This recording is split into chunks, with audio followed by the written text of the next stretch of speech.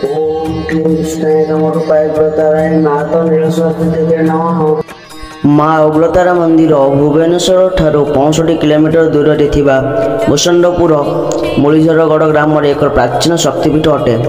माँ उग्रतारा पूर्वबंग राजवंशर अभिभावक देवता थिले।